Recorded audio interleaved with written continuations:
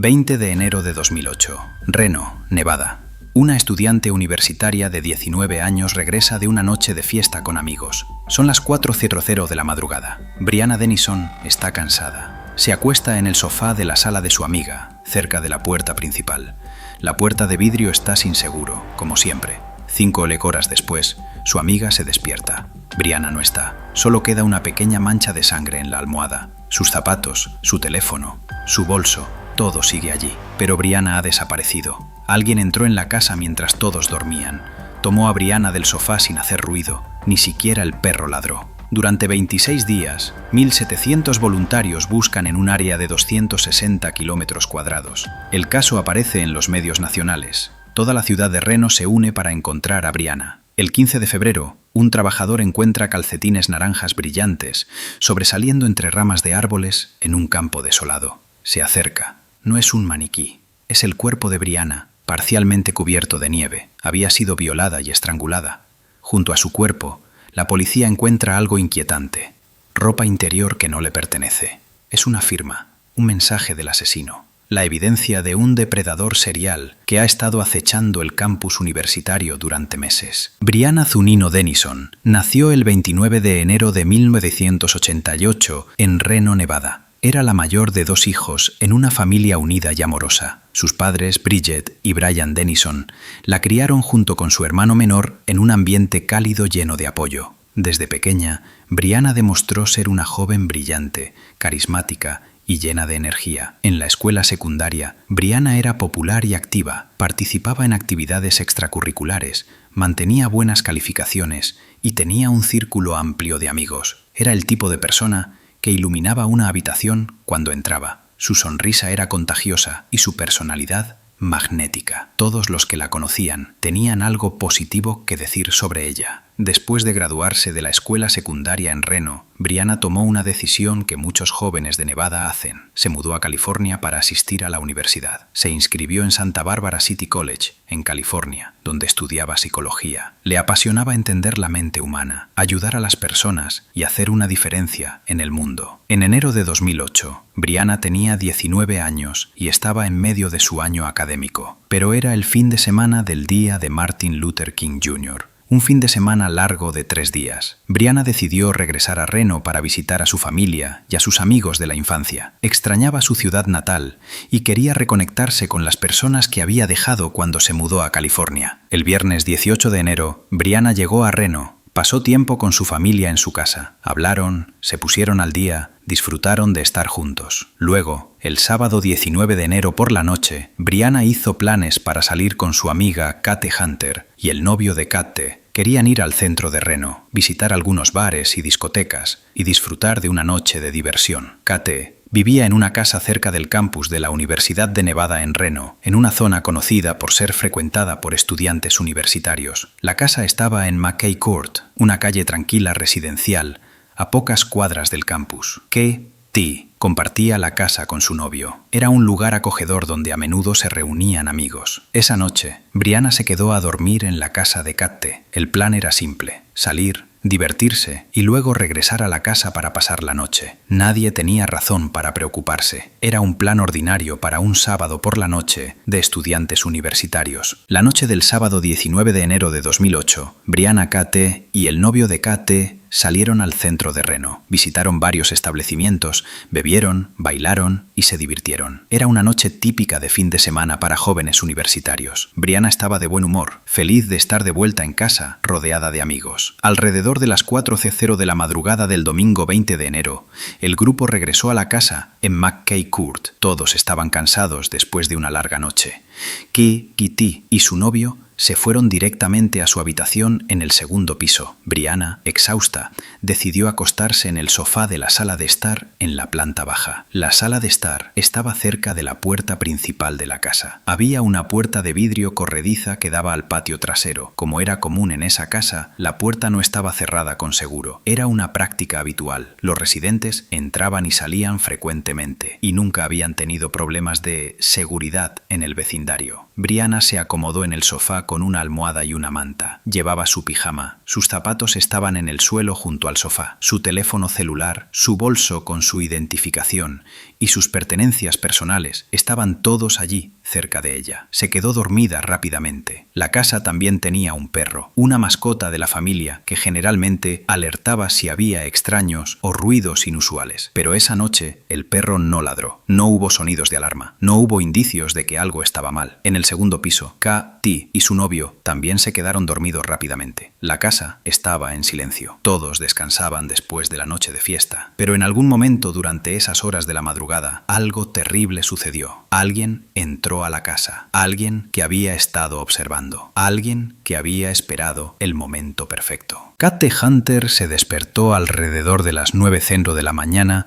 del domingo 20 de enero. Bajó las escaleras para ver cómo estaba Brianna. Tal vez querían preparar café juntas, hablar sobre la noche anterior, hacer planes para el día. Pero cuando Katu llegó a la sala de estar, Brianna no estaba allí. El sofá estaba vacío, la manta estaba un poco desordenada, pero no había señales evidentes de lucha. Lo extraño era que todo lo demás todavía estaba allí. Los zapatos de Brianna estaban junto al sofá, su teléfono celular estaba en la mesa, su bolso con su identificación y billetera estaban intactos. Entonces, K.P. notó algo que le heló la sangre. En la almohada donde Brianna había estado durmiendo, había una pequeña mancha de sangre. No era mucha sangre, pero era definitivamente sangre. Y Brianna había desaparecido sin sus zapatos, sin su teléfono, sin su bolso. Nadie sale voluntariamente sin esas cosas, especialmente descalza en enero, en Nevada KT. Inmediatamente llamó a la familia de Brianna. Bridget Dennison, la madre de Brianna, recibió la llamada que ningún padre quiere recibir. K.T. explicó que Brianna había desaparecido, que había sangre en la almohada, que algo estaba terriblemente mal. Bridget y su familia corrieron a la casa en McKay Court. Cuando llegaron y vieron la escena, supieron inmediatamente que no se trataba de que Brianna hubiera salido voluntariamente. Su hija nunca dejaría sus pertenencias atrás así. Algo le había pasado. La familia llamó inmediatamente a la policía. El departamento de policía de Reno respondió rápidamente. Los oficiales llegaron a la casa y comenzaron a evaluar la situación. Tomaron declaraciones de K.T. y su novio. Examinaron la sala de estar, la puerta de vidrio, la almohada con sangre. Los detectives notaron que no había señales de entrada forzada. La puerta de vidrio estaba desbloqueada, pero eso era normal para esa casa. No había ventanas rotas, no había muebles volcados, no había señales obvias de una lucha violenta, pero la mancha de sangre en la almohada y la ausencia total de Brianna eran extremadamente preocupantes. Los investigadores comenzaron a procesar la casa como una escena del crimen. Fotografiaron todo. Recolectaron la almohada con sangre como evidencia. Buscaron huellas dactilares, fibras, cabellos, cualquier rastro que un intruso pudiera haber dejado. Los primeros días de una investigación de persona desaparecida son absolutamente críticos. Las primeras 24 a 48 horas son cuando las posibilidades de encontrar a alguien con vida son más altas. Los detectives del Departamento de Policía de Reno lo sabían y comenzaron una investigación exhaustiva inmediatamente. Lo primero que hicieron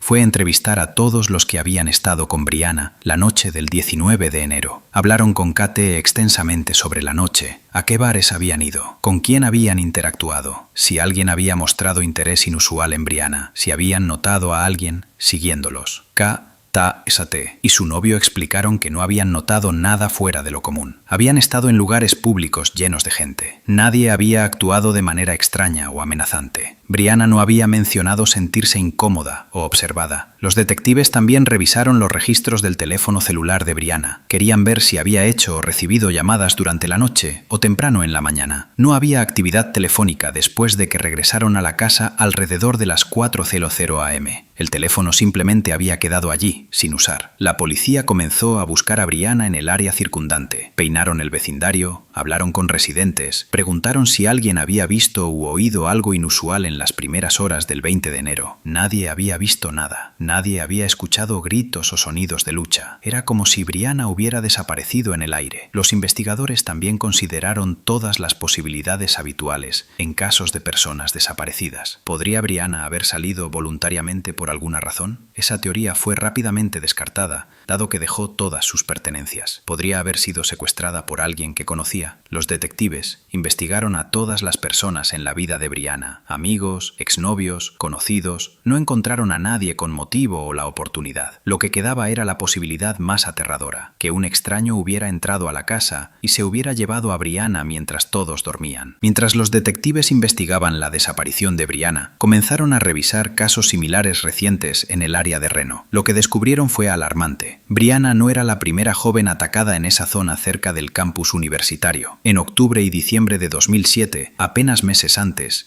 había habido al menos 2 agresiones sexuales reportadas en el mismo vecindario. En ambos casos, las víctimas eran jóvenes mujeres universitarias. En ambos casos, el atacante había entrado a sus residencias durante la noche. En ambos casos, el atacante había usado fuerza física y había violado a las víctimas. Las víctimas de esos ataques anteriores habían proporcionado descripciones del agresor. Un hombre blanco, de constitución mediana, con cabello oscuro. También reportaron que el atacante había tomado ropa interior de sus casas después de los ataques, una firma perturbadora que algunos depredadores sexuales usan como trofeos. Los investigadores comenzaron a conectar los puntos. Era muy posible que el mismo hombre que había atacado a esas mujeres en octubre y diciembre ahora hubiera escalado su comportamiento. En lugar de solo agredir a las víctimas en sus casas, esta vez había secuestrado a alguien. El análisis forense de la almohada de Brianna reveló algo crucial. Había ADN presente en la mancha de sangre. Pero no era solo sangre de Brianna, también había material biológico del atacante. Los técnicos forenses procesaron el ADN y crearon un perfil genético del sospechoso. Cuando compararon ese perfil de ADN con las evidencias de los ataques sexuales de octubre y diciembre, hubo una coincidencia. El mismo hombre que había violado a esas mujeres era el mismo que había tomado a Brianna. Ahora, la policía sabía que estaban buscando a un depredador sexual serial, pero tener un perfil de ADN no era suficiente si no tenían un sospechoso para compararlo. El perfil fue corrido a través de CODIS, el sistema de índice de ADN combinado que mantiene perfiles genéticos de delincuentes convictos. No hubo coincidencias. Quienquiera que fuera este hombre no tenía antecedentes criminales previos en el sistema, o al menos no había sido arrestado y procesado genéticamente antes. Con cada día que pasaba sin encontrar a Brianna, la desesperación crecía. Los medios locales cubrieron intensamente el caso. La foto de Brianna aparecía en todos los canales de televisión, en periódicos,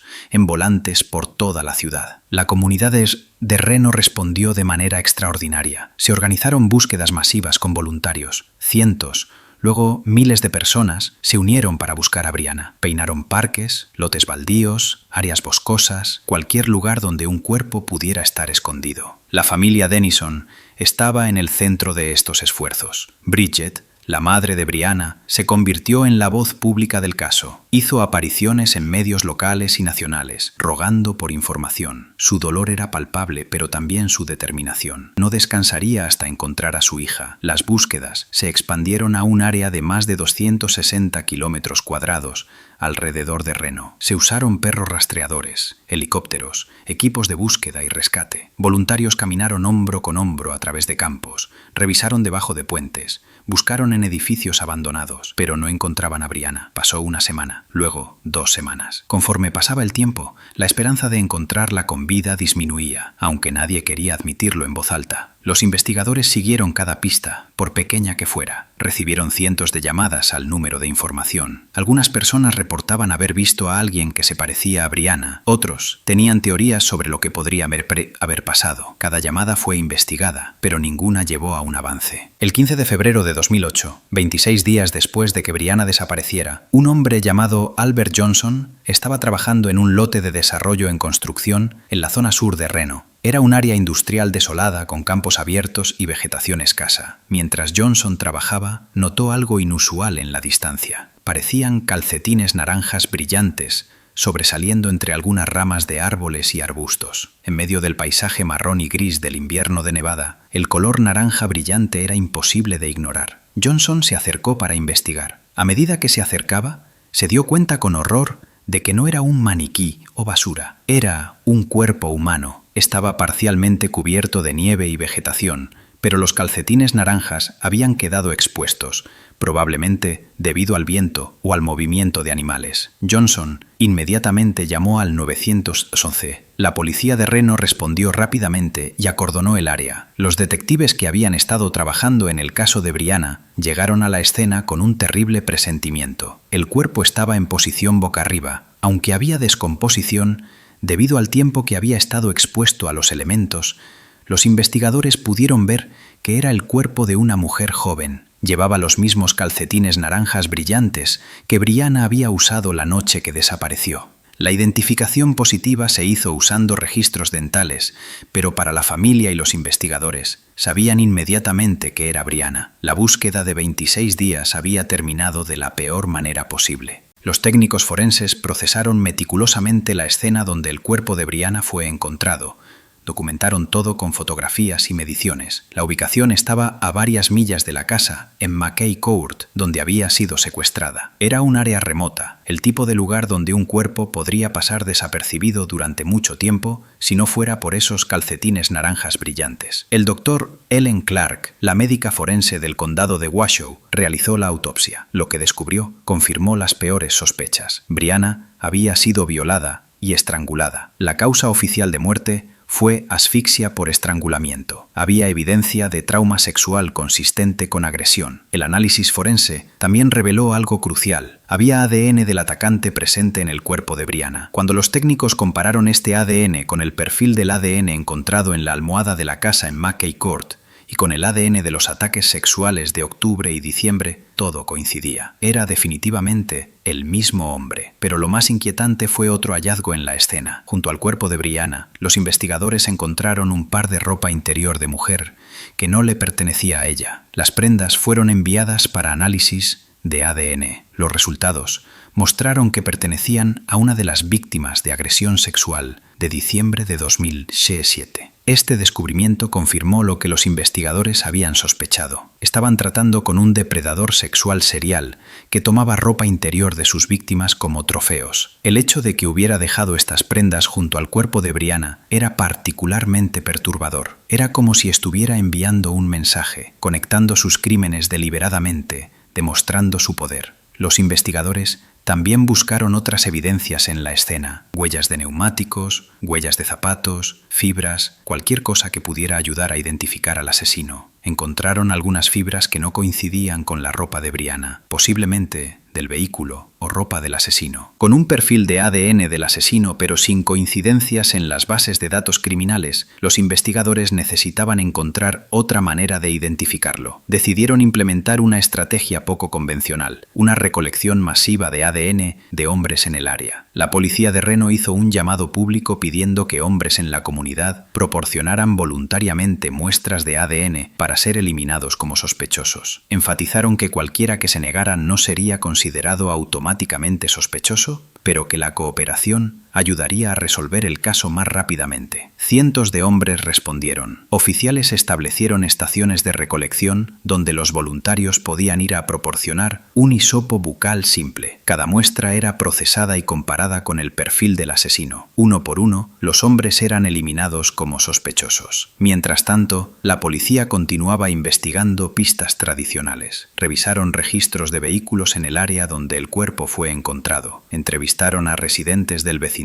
cerca de McKay Court. Buscaron a cualquier persona con historial de delitos sexuales que viviera en el área. Un nombre comenzó a aparecer con más frecuencia en la investigación: James Michael Biela. Era un hombre de 27 años que vivía en Sparks, Nevada, un suburbio de Reno. Había vivido en el área durante años. Tenía una novia y un hijo pequeño. Trabajaba en construcción. Biela había sido mencionado por algunas personas como alguien que frecuentaba el área cerca del campus universitario, pero no tenía antecedentes criminales significativos. No había razón obvia para sospechosamente específicamente de él más que de cientos de otros hombres en el área, pero los detectives decidieron vigilarlo. Comenzaron a seguir sus movimientos discretamente. Esperaban una oportunidad para obtener una muestra de su ADN sin una orden judicial, algo que podría ser comparado con el perfil del asesino. La oportunidad llegó de una manera inesperada. Los detectives que vigilaban a James Biela lo siguieron a un restaurante. Después de que Biela terminó de comer y se fue, los investigadores entraron rápidamente. Encontraron la servilleta que Biela había usado y la recolectaron cuidadosamente. La servilleta contenía saliva. La saliva contenía células. Las células contenían ADN.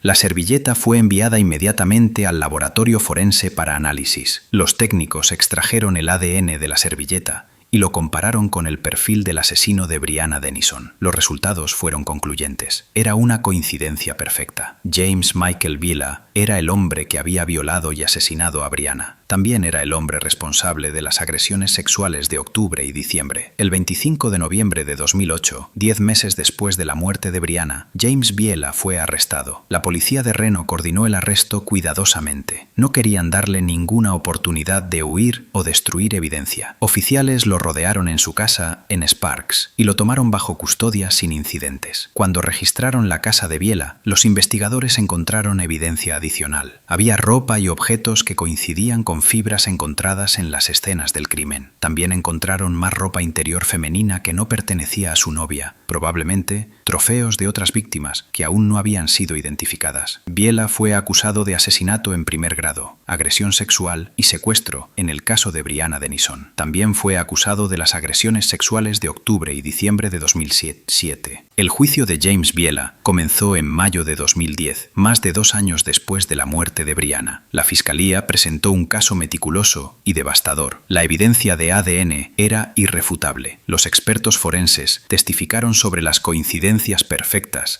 entre el ADN de Biela y el ADN encontrado en múltiples escenas del crimen. Las víctimas sobrevivientes de los ataques de octubre y diciembre testificaron valientemente sobre sus experiencias. Describieron cómo Biela había entrado a sus casas, cómo las había atacado, cómo habían vivido con el trauma desde entonces. Sus testimonios establecieron el patrón de comportamiento de Biela como depredador sexual serial. El doctor Ellen Clark testificó sobre la autopsia de Brianna, explicando las lesiones que había sufrido y la causa de muerte por estrangulamiento. Los jurados vieron fotografías de la escena donde el cuerpo fue encontrado, imágenes que muchos de ellos probablemente nunca olvidarían. La familia Denison estuvo presente cada día del juicio. Bridget, el padre Brian y el hermano de Brianna se sentaron en la galería, mirando al hombre que había matado a su hija y hermana. Era doloroso estar allí, escuchar los detalles horribles de lo que le había pasado a Brianna, pero necesitaban estar presentes. Brianna merecía que su familia estuviera allí, luchando por ella hasta el final. La defensa de Biela intentó sembrar dudas sobre la evidencia, pero era una tarea casi imposible. La ciencia forense era demasiado sólida. El ADN no miente. Las coincidencias eran perfectas. No había forma de explicar cómo el ADN de Biela había terminado en múltiples víctimas y escenas del crimen si no era el perpetrador. El 26 de mayo de 2010, después de varias semanas de testimonio, el jurado deliberó durante aproximadamente 5 horas. Regresaron con un veredicto: culpable de asesinato en primer grado, culpable de agresión sexual, culpable de secuestro, culpable en todos los cargos. La fase de sentencia siguió. Nevada es un estado con pena de muerte y la fiscalía la solicitó para Biela. Argumentaron que su crimen fue especialmente atroz y depravado, que había torturado a su víctima, que representaba un peligro continuo para la sociedad. La defensa argumentó por cadena perpetua sin libertad condicional, señalando que Biela tenía un hijo pequeño y que la pena de muerte era demasiado severa. El jurado deliberó sobre la sentencia. El 4 de junio de 2010 anunciaron su decisión. James Michael Biela sería sentenciado a muerte. Actualmente permanece en el corredor de la muerte en Nevada, esperando la ejecución de su sentencia. Este es el caso de Brianna Denison, una joven estudiante universitaria brillante y querida que fue arrebatada de un sofá mientras dormía, violada y asesinada por un depredador que acechaba el campus universitario. Pero también es la historia de una comunidad que se unió, de 1.700 voluntarios que buscaron incansablemente, de investigadores que usaron ciencia forense de vanguardia para identificar al asesino, y de una familia que nunca se rindió hasta que se hizo justicia.